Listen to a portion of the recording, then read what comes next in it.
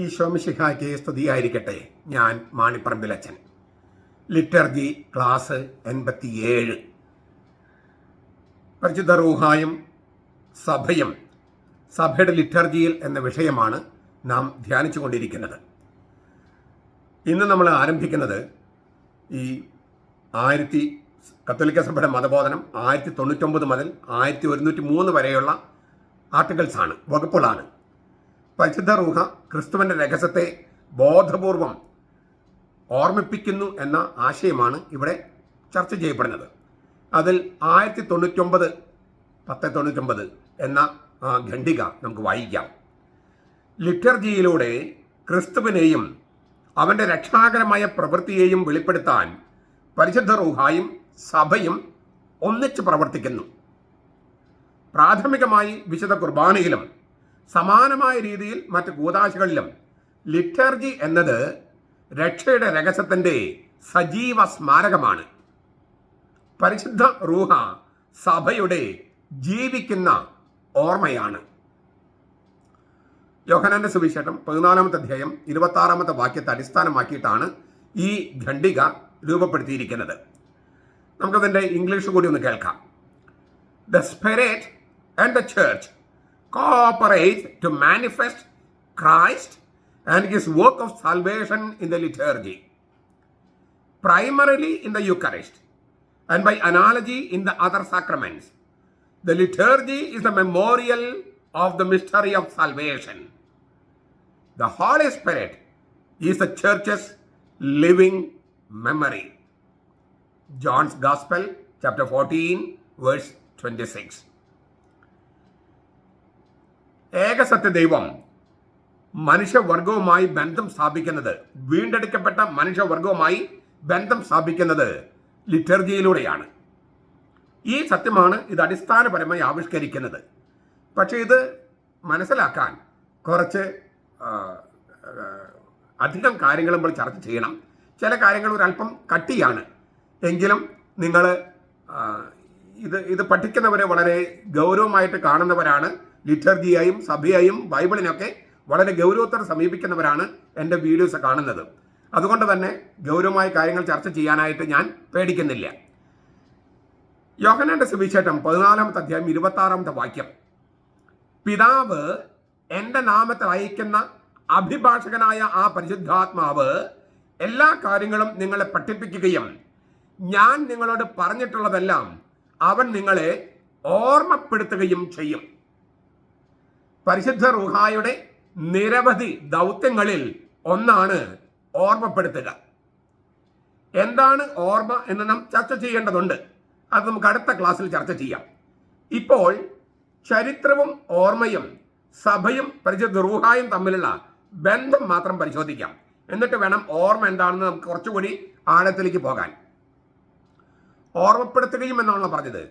അതായത് പിതാവ് എൻ്റെ നാമത്തിൽ അയക്കുന്ന മധ്യസ്ഥനായ, അഭിഭാഷകനായ, സഹായകനായ ആ പരിശുദ്ധാത്മാവ്, ആ പാറക്ലേത്തയായ ആ പരിശുദ്ധാത്മാവ് ഞാൻ നിങ്ങളോട് പറഞ്ഞിട്ടുള്ളതെല്ലാം നിങ്ങൾ ഓർമ്മപ്പെടുത്തും. ഞാൻ നിങ്ങളോട് പറഞ്ഞിട്ടുള്ളതെല്ലാം അവൻ നിങ്ങൾ ഓർമ്മപ്പെടുത്തും. ഈ ഓർമ്മപ്പെടുത്തും. അപ്പം എന്താണ് ഈ ഓർമ്മപ്പെടുത്തുക? ഞാൻ നിങ്ങളോട് പറഞ്ഞിട്ടുള്ളത് ചെയ്തിട്ടുള്ളതും കൂടിയാണ് ഉൾപ്പെടുന്നത് കേട്ടോ. യേശു ചരിത്രത്തിൽ ചെയ്ത കാര്യങ്ങൾ അതിനെയാണ് ചരിത്ര യാഥാർത്ഥ്യം, ഹിസ്റ്റോറിക്കൽ റിയാലിറ്റി എന്ന് വിളിക്കുന്നത്. യേശു ചരിത്രത്തിൽ ചെയ്ത സകല കാര്യങ്ങളും അതിനെ ഇംഗ്ലീഷിൽ പറയുന്നത് ഹിസ്റ്റോറിക്കൽ റിയാലിറ്റി, ചരിത്ര യാഥാർത്ഥ്യം. അവയെക്കുറിച്ചുള്ള സ്ലീഹന്മാരുടെ വ്യക്തിപരമായ ഓർമ്മകൾ,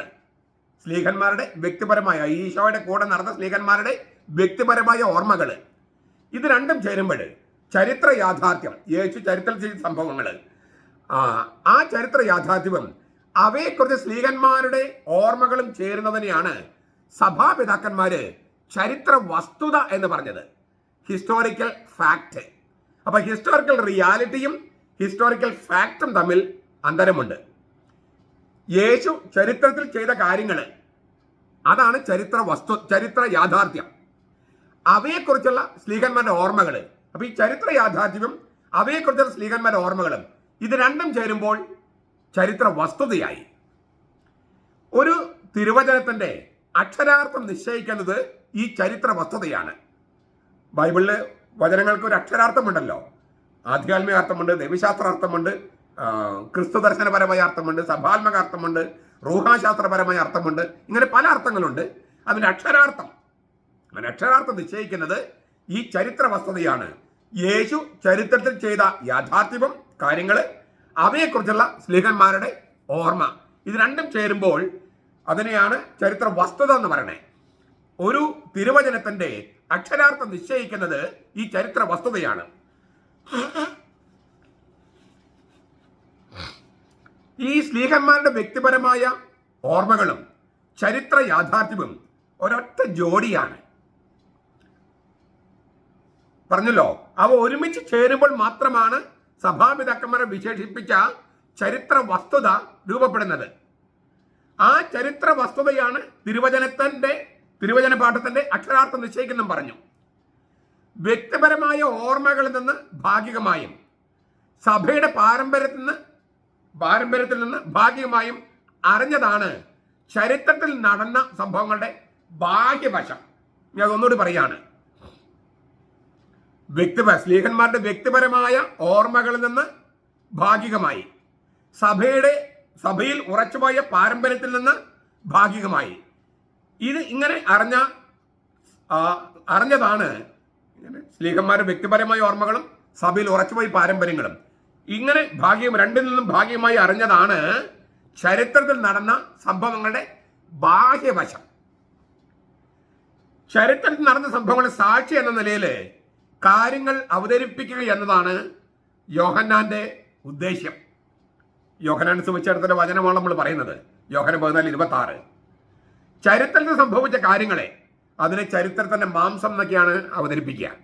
ചരിത്രത്തിൽ സംഭവിച്ച കാര്യങ്ങളെ ചരിത്രത്തിന്റെ മാംസം, ആത്മാവല്ല മാംസം, അങ്ങനെയാണ് പറയുക. ചരിത്രത്തിൽ സംഭവിച്ച കാര്യങ്ങൾ അതിന് ആത്മാവുണ്ടാകുന്നത് തിരുവചനങ്ങളും വ്യാഖ്യാനിക്കുമ്പോഴാണ്. നമ്മളൊരു സംഭവം ഉണ്ടായാൽ അതിന് വ്യാഖ്യാനം ഉണ്ടാകുമല്ലോ. ആ വ്യാഖ്യാനത്തിലൂടെയാണ് ആ സംഭവത്തിന് ആത്മാവ് ഉണ്ടാവണേ. അപ്പം ഇങ്ങനെ സംഭവിച്ചിട്ടുണ്ടോ ആൾക്കാർ ചോദിക്കും. സംഭവിച്ചാൽ മാത്രമേ അത് മാംസമാകുള്ളൂ. സംഭവിച്ച കാര്യങ്ങൾ മാത്രമാണെങ്കിൽ മാംസമാകുള്ളൂ. അതേക്കുറിച്ച് തിരുവചനത്തിന്റെ വെളിച്ചത്തിൽ വ്യാഖ്യാനിക്കുമ്പോഴാണ് ആ സംഭവത്തിന് ആത്മാവുണ്ടാകുന്നത്. അപ്പോൾ ചരിത്രത്തിൽ സംഭവിച്ച കാര്യങ്ങളെ, അതായത് ചരിത്രത്തിന്റെ മാംസത്തെ യോഹന്നാൻ ശ്ലീഹ അവതരിപ്പിച്ചതുപോലെ വ്യാപകമായും ശക്തമായും മറ്റാരും തന്നെ ഊന്നി പറഞ്ഞിട്ടില്ല. നമുക്ക് ചില വചനങ്ങൾ നോക്കാം. ആദ്യം മുതൽ ഉണ്ടായിരുന്നതും ഞങ്ങൾ കേട്ടതും സ്വന്തം കണ്ണുകൊണ്ട് കണ്ടതും സൂക്ഷിച്ചു വീക്ഷിച്ചതും ഞങ്ങളുടെ കൈകൾ കൊണ്ട് സ്പർശിച്ചതുമായ ജീവന്റെ വചനത്തെക്കുറിച്ച് പരസ്യമായി വെളിപ്പെടുകയും ഞങ്ങൾ കാണുകയും സാക്ഷ്യം നൽകുകയും ചെയ്യുന്ന ജീവനെക്കുറിച്ച്, പിതാവിനോട് കൂടെ ആയിരുന്നതും ഞങ്ങൾക്ക് വെളിപ്പെട്ടതുമായ നിത്യജീവനെക്കുറിച്ച് തന്നെ. ഇത് യോഹന്നാന്റെ 1-ാമത്തെ ലേഖനത്തിലെ വചനങ്ങളാണ്. ഞങ്ങൾ നിങ്ങളോട് പ്രഘോഷിക്കുന്നു. 1 യോഹന്നാൻ 1-ാമത്തെ അധ്യായം 1 മുതൽ 3 വരെ വാക്യങ്ങൾ. ഇത് നിങ്ങൾ ഒന്നുകൂടി കേൾക്കണേ. ഞങ്ങൾ കേട്ടത്, ഞങ്ങളുടെ കാത് കൊണ്ട് കേട്ടത്, ഞങ്ങളുടെ കണ്ണുകൾ കൊണ്ട് കണ്ടത്, സൂക്ഷിച്ച് വീക്ഷിച്ചത്, ഞങ്ങളുടെ കൈകൾ കൊണ്ട് സ്പർശിച്ചത്, ആ നിത്യജീവന്റെ വചനത്തെക്കുറിച്ചാണ് ഞങ്ങൾ നിങ്ങളോട് പ്രഘോഷിക്കണേ. അപ്പോൾ ഈ 2 ഘടകങ്ങൾ, ചരിത്ര യാഥാർത്ഥ്യവും അവയെക്കുറിച്ചുള്ള സ്ലീഹന്മാരുടെ സ്മരണകളും, ഇത് രണ്ടും 3-4 ഘടകങ്ങളിലേക്ക് കടക്കും. എന്താണ് ഈ 3-4 ഘടകങ്ങൾ? സഭയിൽ ആദ്യം മുതൽ ഉറച്ചുപോയ വിശുദ്ധ പാരമ്പര്യങ്ങളാണ് 3-ാമത്തെ കാര്യം. പരിശുദ്ധാത്മാവിന്റെ മാർഗദർശനമാണ് 4-ാമത്തേത്. അപ്പൊ ഇങ്ങനെ 4 കാര്യങ്ങളുണ്ട്. ചരിത്രത്തിൽ സംഭവിച്ച കാര്യങ്ങൾ, ചരിത്ര യാഥാർത്ഥ്യം, അവയെക്കുറിച്ചുള്ള സ്ലീഹന്മാരുടെ ഓർമ്മകൾ, സഭയിൽ തുടക്കം മുതൽ ഉറച്ചുപോയ വിശുദ്ധ പാരമ്പര്യങ്ങൾ, പരിശുദ്ധാത്മാവിന്റെ മാർഗദർശനം. ഈ 4 കാര്യങ്ങൾ ചേരുമ്പോഴാണ് ഈ സ്മാരകം ഉണ്ടാകുന്നത്, അല്ലെങ്കിൽ തിരുവചനത്തിന്റെ സ്മാരകം ഉണ്ടാകുന്നത്. അത് സജീവ സ്മാരകമാണ്. തീർച്ചയായും യോഹന്നാൻ ശ്ലീഹ വ്യക്തിപരമായ സ്വന്തം ഓർമ്മകൾക്ക് ഊന്നൽ നൽകുന്നുണ്ട്. 4-ാം സുവിശേഷത്തിന്റെ ഒരു സവിശേഷതയാണത്. അത് കണ്ടയാൾ തന്നെ സാക്ഷ്യപ്പെടുത്തിയിരിക്കുന്നു.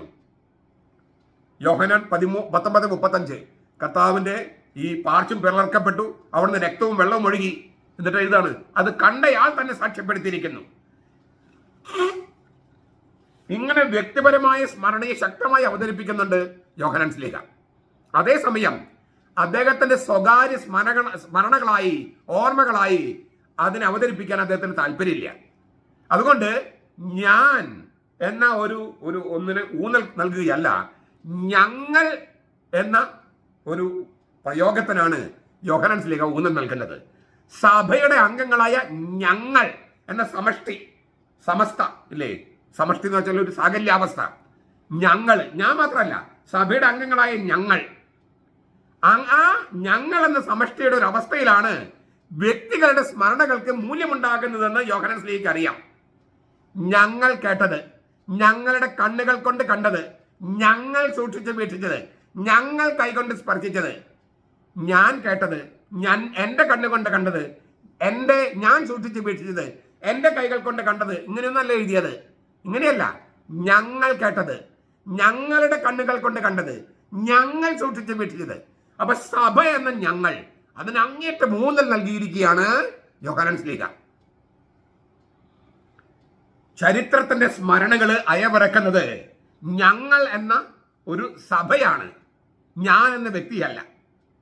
ശിഷ്യന്മാരുടെ സമൂഹത്തിനുള്ളിലും സമൂഹത്തോടൊപ്പവുമാണ് ഈ വ്യക്തികള് എല്ലാം ഓർക്കുന്നത്. ശിഷ്യന്മാരുടെ സമൂഹം, അതായത് സഭാ സമൂഹം, അതിനോടൊപ്പമാണ് ഈ യോഹന്നാൻ ശ്ലീഹയാണെങ്കിലും മറ്റ് ശ്ലീഹന്മാരാണെങ്കിലും സ്മരണകൾ അയവിറക്കുന്നത്. വ്യക്തിപരമായ സാക്ഷ്യം എത്ര സ്പഷ്ടമായി നിന്നാലും സ്മരണകൾ ഉണ്ടാകുന്നതും അത് പ്രകാശിപ്പിക്കുന്നതും ഒരു ശിഷ്യൻ ഞാൻ എന്ന നിലയിലല്ല, ശിഷ്യവൃന്ദത്തിന്റെ ഒരു ഗണം ഞങ്ങൾ എന്ന അവസ്ഥയിലാണ്. സഭയുടെ ഞങ്ങൾ എന്ന സമഷ്ടി സുവിശേഷത്തിന് അടിത്തറ പാകുന്ന വ്യക്തിപരമായ സ്മരണകൾ സഭയുടെ ഓർമ്മയിലേക്ക് കടത്തിവിടുമ്പോൾ അപ്പോൾ മാത്രമാണ് അവ ശുദ്ധീകരിക്കപ്പെടുന്നതും ആഴപ്പെടുന്നതും. ഇതെല്ലാം ഞാൻ ഈ പറയുന്ന കാര്യങ്ങളൊക്കെ 2-3 പ്രാവശ്യം നിങ്ങൾ കേട്ടോളോ, എന്നിട്ട് ചിന്തിച്ചോളോ എന്താണ് ഞാൻ ഈ പറയുന്നതെന്ന്. അപ്പോൾ മാത്രമാണ് ഞാൻ കണ്ടതാണ്, എൻ്റെ കണ്ണുകൊണ്ട് കണ്ടതാണെന്നൊക്കെയുള്ള ആ ഒഴുക്കൻ മറ്റുള്ള സ്മരണകളിൽ നിന്ന് വസ്തുതകൾ അതീതമാകുന്നത്. വസ്തുത അതീതമാകണമെങ്കിൽ അതിനെ കുറച്ചുകൂടി ആധികാരികത വരണമെങ്കിൽ ഞാൻ എന്ന അവസ്ഥയിൽ നിന്ന് എൻ്റെ ഓർമ്മ, എൻ്റെ സ്പർശം, ഞാൻ സ്പർശിച്ചത്, ഞാൻ കേട്ടത്, ഞാൻ കണ്ടത് എന്ന ആ ഒഴുക്കൻ മറ്റുള്ള സംഗതിയിൽ നിന്ന് വിശുദ്ധമായ സംഗതിയായിട്ട് മാറുന്നത് ഈ സഭയുടെ സംഘാതമായ ഓർമ്മകളിലേക്ക് കടത്തിവിടുമ്പോഴാണ്. അപ്പോൾ മാത്രമാണ് അതിന് ആധികാരികത വരുന്നത്.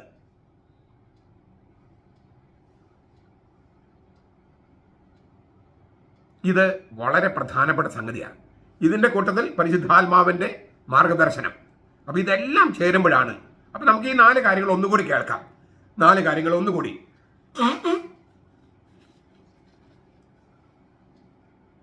ചരിത്രത്തിൽ നടന്ന കാര്യങ്ങൾ, അതിന് നമ്മൾ ചരിത്ര യാഥാർത്ഥ്യം എന്ന് പറഞ്ഞു.